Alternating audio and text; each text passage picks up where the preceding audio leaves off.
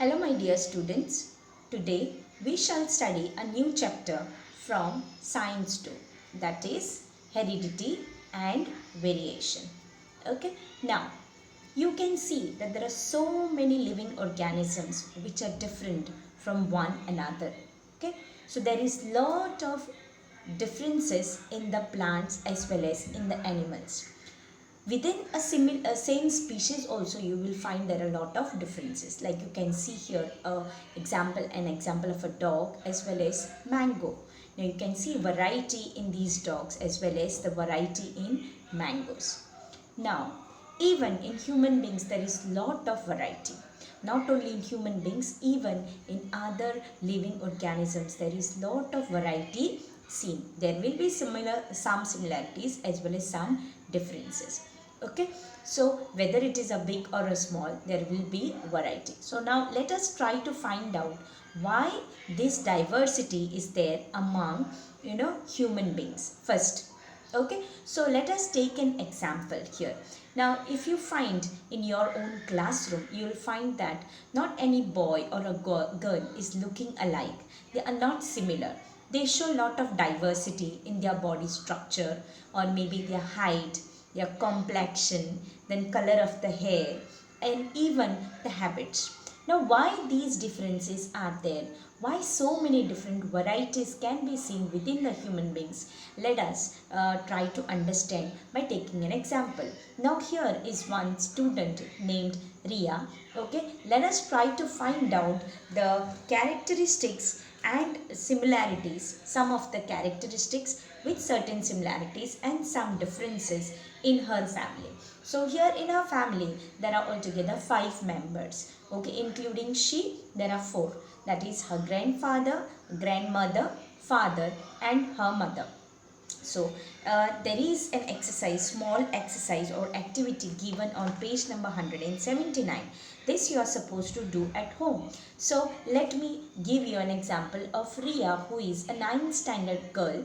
So let us try to find out what are the characteristics which are similar with her parents as well as grandparents, as well as the differences. Okay, so on the basis of color of the skin, okay, then shape of the face, whether it is round or oblong, then height and color of the eyes and orientation of the thumb.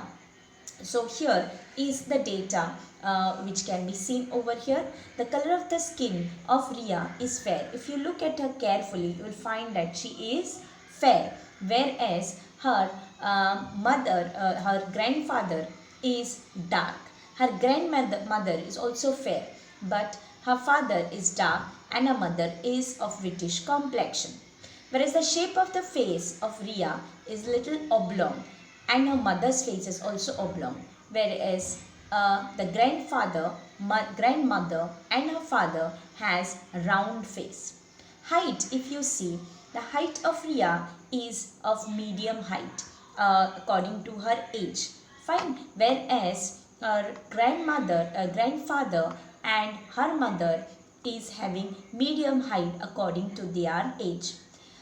Shortest one is her grandmother, whereas her father is the tallest among all. Color of the eyes, here you cannot see, but I can say the color of the eyes are brown of grandmother, grandfather, Ria and her father, whereas her grandmother's eyes are black and her mother's eyes are blue in color. So orientation of thumb, that means how you can bend the thumb behind or backwards, that you have to see. Now you can see I cannot bend my thumb behind. So you can also try at home whether your parents, any of your parents or grandparents or your siblings can bend the thumb or not. That will be the orientation of thumb. So in this case, Ria, grandfather, grandmother and father cannot bend their thumb behind. But you can see that the mother's thumb is a little bent behind. Okay, so you can see that Ria shares certain similarities with each one of them. Of course, there are some differences also. Fine. And why these differences or similarities are occurring in an organism? Let us try to learn this concept. So this concept is nothing but inheritance. So let us try to learn this. Now all these characters which you have seen just now in Ria, it's because of the reproduction, and that reproduction over here in this case is sexual reproduction. Okay, so you can see certain similarities. Some similarities will be seen within her parents as well as her grandparent, and of course there will be lot of differences too, and this is all because she has inherited all these characters from her parents as well as from her grandparents. So what is this inheritance? Inheritance is nothing but it's because it's a branch of biology which studies the transfer of characteristics of organism from one generation to the next, and genes in particular is called as genetics. Okay, I'll repeat here.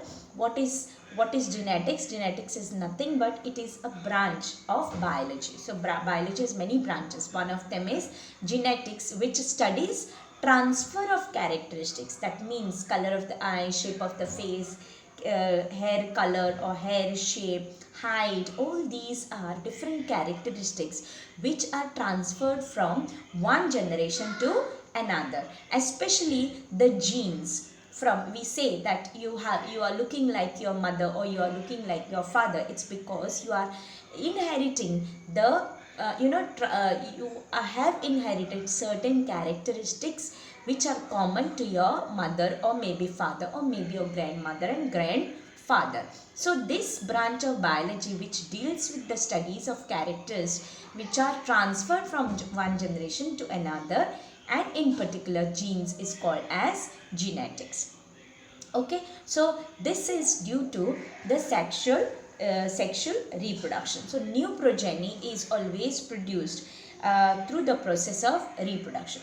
So reproduction are of two types. One is sexual reproduction and second one is asexual reproduction. In the case of asexual reproduction, there are minor differences you will find. The differences will be occurring very minor. Like for example, asexual reproduction is seen mostly in lower organism, where you will find like especially microorganisms and all. So they show very less differences. Okay, it's because they are reproduced by asexual means. That means it may be cell division or maybe budding or fragmentation. So these are some of the asexual type of reproduction wherein the differences will be minor, whereas the differences are major or when the type of reproduction is sexual type. Okay, there will be certain similarities which are inherited from the parents, but there will be lot of differences because of sexual type of reproduction. So now let us try to find out some more characteristics which shows variety. Now if you see over here, if you try to find out the earlobes, earlobes can be either free or it may be attached. Okay, you can see the difference between the free earlobe and the attached earlobe. Okay, whereas you can see even the shape of the nose and the lips also vary within each individual. Okay, that is why we see lot of variety. It's because you can see it's because of the type of reproduction, that is sexual type of reproduction, because it comes from two different parents. Fine. Then even you can see the hairline. So some have straight and square hairline, whereas some have hairline with a pointed central part. Over here you will find some hair like this coming out, pointed central central part. Fine. Even the complexion within the same class will be different. Now some have dark complexion, some have whitish complexion, whereas some have very fair complexion. Correct? So all these, even the skin type is also different in each individual. Then even if you are studying in a same class, you will find that some are taller and some are short, whereas some are of the medium height. It is all because there is lot of variation, and all these variations are coming just because the offspring inherits all its characters from its parents, and it is due to the sexual reproduction, since two different partners are involved here. That is, father is completely different, mother is completely different. When these two reproduce, they produce an offspring which will have variety of characters. Some characters will be similar to father, some characteristics will be similar to mother, or maybe with grandmother or grandfather, whereas many characters will be of the offsprings itself. That means it will show some variety. Okay, it's all because this type of reproduction is sexual type of reproduction. Okay, so how these characters are transferred, and what is this phenomenon called as? This phenomenon, that is transfer of characteristic from parents to offsprings, is also called as heredity. That means we say that we have inherited certain characters. It's because hereditary characters we are having. So that only we are studying why these differences are seen or certain similarities are seen. It's all because there is transfer of characteristic from parents to offspring, and this study only is called as heredity. Okay, now so organisms show similarities as well as differences due to sexual reproduction. Not only human beings, even in other organisms too.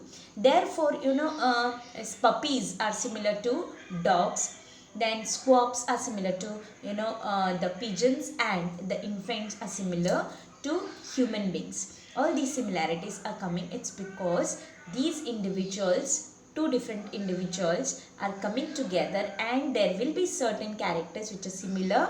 The offspring will be show. Offspring means I'm talking about the child. So child will be having certain characteristics in common with the parents.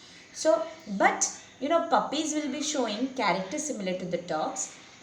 Some others will be showing, chicken will be showing characteristics of the hen and the fine. Then kid will be showing similarities to the goat. Human beings, infants will be showing characteristics of the human beings, and so on. Fine. Now these characters which are coming are inherited from the parents. So let us now study about the inherited traits and expression of traits. How these traits are expressed, or what is the mechanism behind these characters which are seen in the offspring. So though there are many similarities between parents and the offsprings, okay, there are some differences too. So these similarities and differences are all the effect of something known as heredity. So now let us study the mechanism of heredity. So information necessary for for protein synthesis. Now why I'm saying protein synthesis? Because protein itself will be showing a certain characters. So the information for a particular character is because of the protein, and protein information for protein synthesis is present within DNA, is present or stored in the DNA. That is why we say DNA is very important as far as the characters are concerned. And this DNA is present where? In the nucleus of the cell. Now you know what is a cell. Cell has a cell organelle called as nucleus, and in the nucleus there is something called as DNA, which has the information for the synthesis of protein. And once that protein is synthesized, that character will be shown by that offspring or that particular organism. So this nucleus consists of the chromosome, and in the chromosomes DNA is present, and in the DNA the information for the synthesis of protein is stored. Okay, and in DNA again there are for protein synthesis in DNA again it is made up of different segments, and each of these segments which actually codes for a particular character is called as gene. Now you might get confused, you don't get confused. See, there is something called as a cell. Inside the cell there is a nucleus. in the nucleus there are chromosomes which consist of different hereditary characters, and this chromosome is made up of DNA. DNA is made up of different functional segment, and that functional segment which actually codes for a protein is called as a gene. So one particular gene is responsible for one protein or maybe many proteins, or sometimes many genes are responsible for the formation of one protein, and once that protein is formed, that character will be shown in the offspring. So it is at this level, okay, it is so deeper level, so you have to understand this. So let us try to understand this with the help of an example. Like for example, if we take in the case of plants a character or a trait, when I say a character, it is also called as inherited trait. Inherited means taken from the the parents.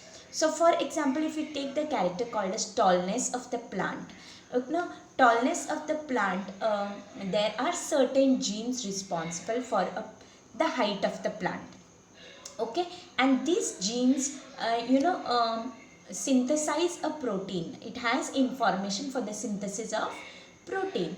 Now let us how the growth, now we are talking about the tallness, that means we are talking about the growth of the plant.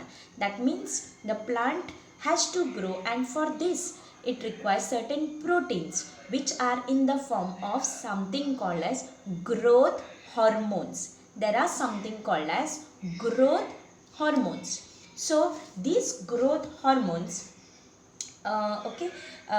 increases the height of the plant.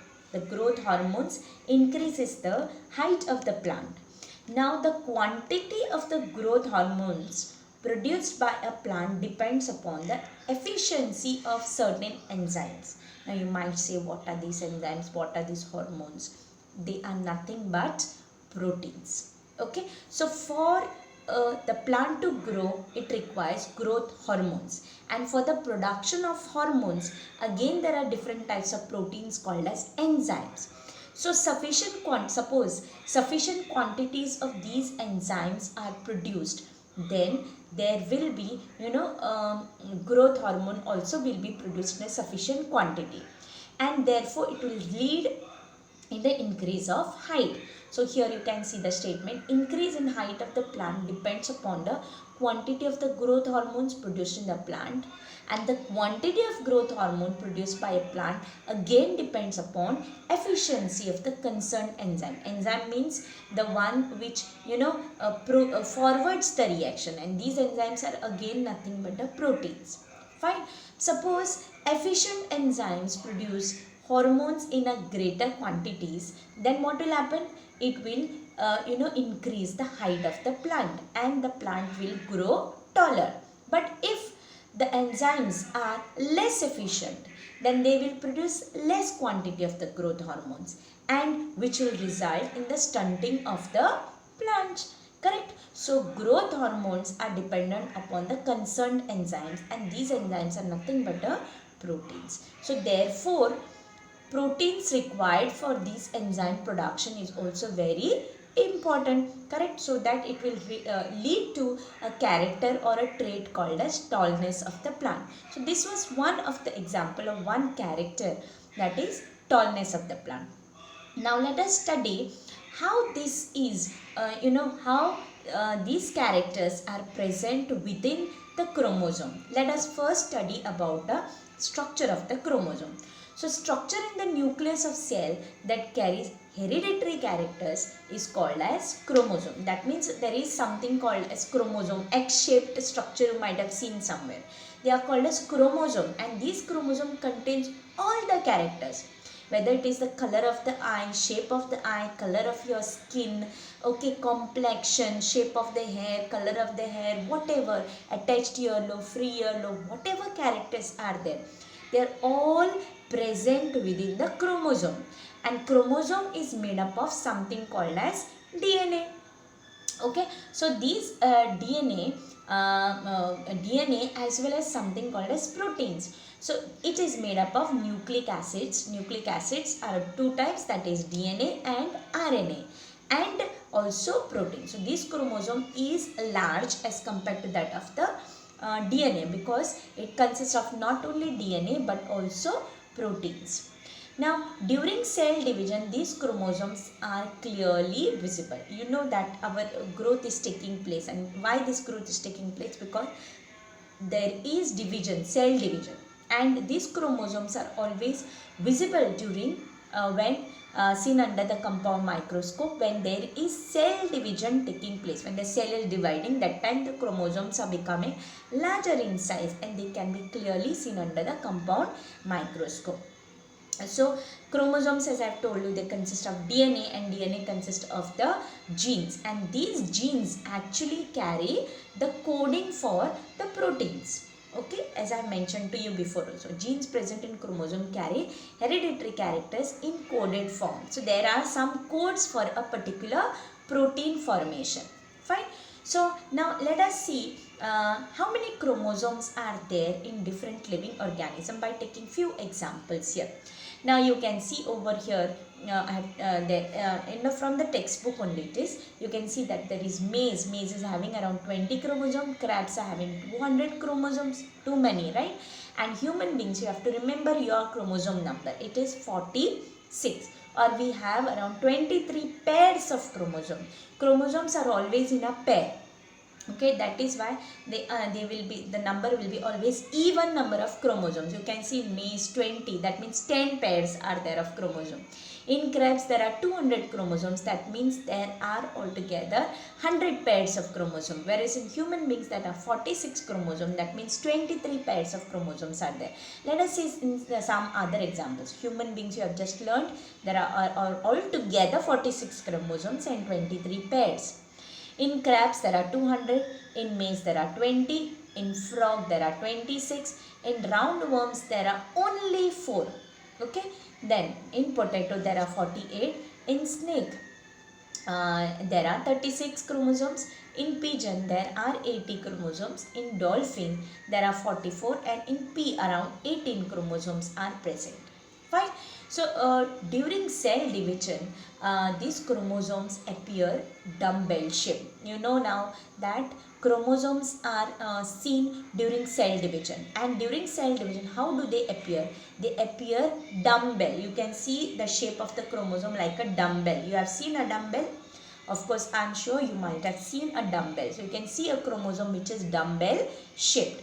Now this chromosome has in the center some constricted part. Okay, so constricted region on each chromosome is present, and this constricted region is called as primary constriction, or also called as centromere. It is called as either primary constriction or centromere. Remember students, now we are talking about how is the structure of the chromosome. So structure of the chromosome appears dumbbell when it is during the cell division. Okay, so you can see that there is a constricted region in the center which is called as primary constriction, also known as centromere. Now because of this centromere or the constriction, it divides the chromosomes into two parts, and each of these parts is called as either an arm or a chromatid.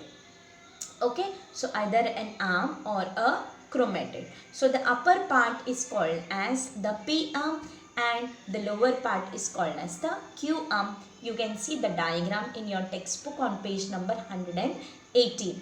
Fine. So depending upon the position of the centromere. Okay, you can see now the primary constriction is there, and you can see below I have placed the picture of the different types of chromosomes here. Depending upon the position of the centromere, which is yellow in color, which is shown over here, there are 4 different types of chromosomes. Okay, so now let us study about the different types of chromosomes. So these chromosomes, types of chromosomes, can be easily identified during the process of cell division. Okay, so you can see these chromosomes, different types of chromosome during cell division. Fine. Now you can depending upon the position of the centromere. Now let us study each one of them. So depending upon the position of the centromere, there are altogether 4 types as I told you. The first one is metacentric, second one is submetacentric, third one is acrocentric, and fourth one is telocentric. Now let us study the first one, that is metacentric. Now here in this case, metacentric, the centromere is exactly in the midpoint. You can see yellow color centromere which is exactly in the midpoint, and therefore the chromosome looks like the English letter V. Okay, and here you can see the arms of the chromosomes are of equal length. Again I am repeating, metacentric is the one in which the centromere is exactly in the midpoint, because of which it looks like the English letter V, and the arms of these metacentric chromosome are equal in length. Okay, this is metacentric. Meta means middle, centric means centromere. And then submetacentric. Now in this case the centromere is somewhere near the midpoint. Okay, it is not exactly in the midpoint, but it is somewhere near the midpoint, and therefore one arm is slightly shorter as compared to that of the another arm, slightly, not much. Okay, and therefore it looks like the English letter L. You can see over here submetacentric. Here the centromere is slightly shifted or slightly towards the central point. Okay, and therefore it looks like the English letter L, where in one arm is little shorter as compared to the other. Okay, so such chromosome is called as submetacentric. Then third one, centromere is shifted to near end of the chromosome. Centromere is near one end of the chromosome, and therefore you will find that the two arms are totally different from each other. One arm is very short, whereas the other arm is very long. Okay, so and because of this it looks like the English letter J. So this type of chromosome is called as acrocentric type of chromosome, which is J shaped. Then next one is telocentric. Here you can see the centromere is right at the end of the chromosome, making the chromosome look like I. You can see that it is I-shaped chromosome, correct? So this type of chromosome is called as telo. Telo means at the end. Telocentric, that is I-shaped. Fine. And here you will find that there is only one arm. There are no two arms here. There is only one, because the centromere is shifted to one end of the chromosome. Then next we can see generally now every living organism have something called as every living organism, in the sense especially the higher organism, have different types of chromosome. They are either called as autosomes or sex chromosomes. Now in somatic cells there are cells called as somatic cells, and there are something called as sex cells, that is ovary and egg are called as sex cells, whereas other cells are all called as somatic cells. So in the case, generally in all the somatic cells there are different types of chromosomes in pairs, occurring in pair. You can see over here there are 23 pairs of chromosomes in the human beings, as I have mentioned to you. You can see all the biodata is data over here is shown of the different types of chromosome. You can see that there are around 22 pairs of chromosomes which are showing similarities within them. Okay, you can see 22 pairs are similar. Okay, and if the pair consists of similar chromosomes by shape and organization, they will be called as homologous chromosomes. If the chromosomes are showing similar shape and organization, they will be called as homologous chromosomes. So you can see that in the case of male of human beings, there are 22 pairs of chromosomes which are homologous. That means they have same shape and same organization, whereas there is only one pair of chromosome which is showing different type. Okay, different type. One is one chromosome is bigger and one chromosome is smaller, so that is X and Y chromosome in the case of males. So such type of chromosomes which are differing in their shape as well as in organization, these are called as heterologous type of chromosomes. Okay, fine. So those organisms those chromosomes which are not sex chromosome, they are called as autosomes, whereas those chromosomes which are sex chromosome and especially they are showing difference in their shape and organization, or heterologous chromosomes, are also called as allosomes or sex chromosomes. So and all others are called as 22 pairs are called as autosomes. Only one pair which is heterologous. Heterologous why? Because shape and organization is different in this case, and they are called as either sex chromosomes or allosomes. Fine. So this is regarding the heredity. What we have learned today is nothing but concept of inheritance. We have learned about the concept of what is meant by genetics. We have learned about heredity. We have learned about the chromosome, structure of the chromosome as well as the types of chromosomes.